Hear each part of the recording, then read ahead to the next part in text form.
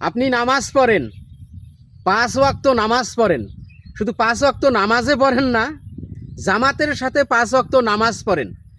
জামাতের সাথে 5 ওয়াক্ত নামাজ পড়ার পর ফাজাইল আমল নিয়ে বসেন অথবা কোরআন নিয়ে মসজিদেই বসেন, 2-3 জন মিলিয়া বসিয়া ইসলামের কথা বলেন, মানুষকে হেদায়েতের কথা বলেন। আপনার মুখে দাড়ি, মাথায় টুপি, আপনার পরনে পাঞ্জাবি পায়জামা এবং লুঙ্গি।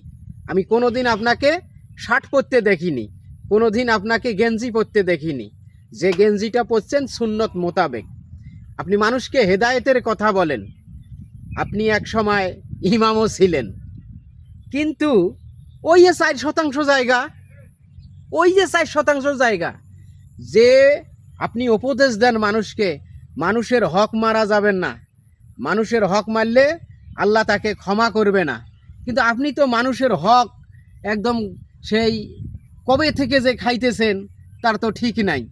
মানুষের হক মারি দিতেছেন, কাশি নিয়ে আইল কাটতেছেন, আবার মাঝে মাঝে কোদাল নিয়ে বেকা আইল সোজা করেন। তো আপনি যে ইসলামের কথা বলেন, ধর্মের কথা বলেন, মানুষকে হেদায়েতের কথা বলেন, আপনার ভিতরেই তো গলদ, আপনার ভিতরেই তো সমস্যা। এটা কি ধর্মকে অবলম্বন করতেছেন?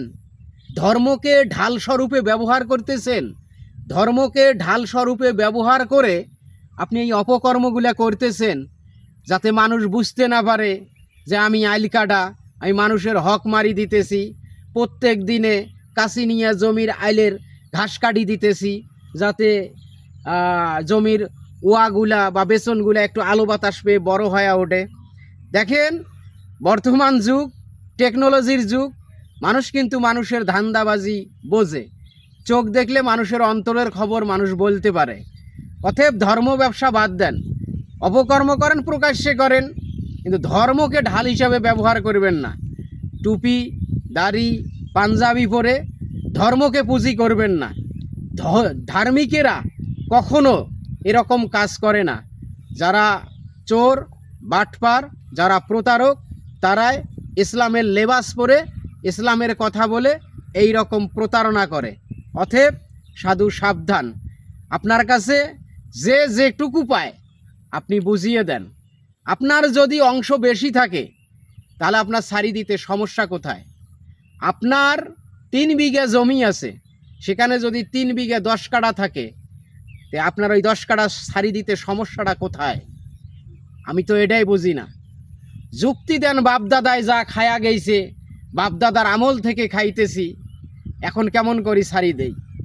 যুক্তি দিয়ে তো জীবন চলে না, বাস্তবতা তো অন্যরকম। আপনি কিসের যুক্তি দেন?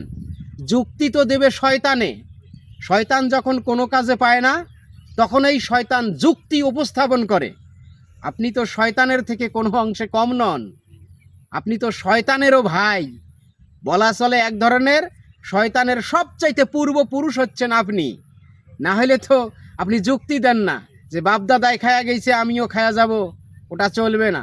যদি প্রকৃত ধার্মিকে হয়ে থাকেন, ইসলাম যদি আপনার ভিতরে থাকে, তাহলে আপনি মানুষের হক ছেড়ে দেবেন, মানুষ যেটা প্রাপ্য ওটা বুঝিয়ে দেবেন। Thank you.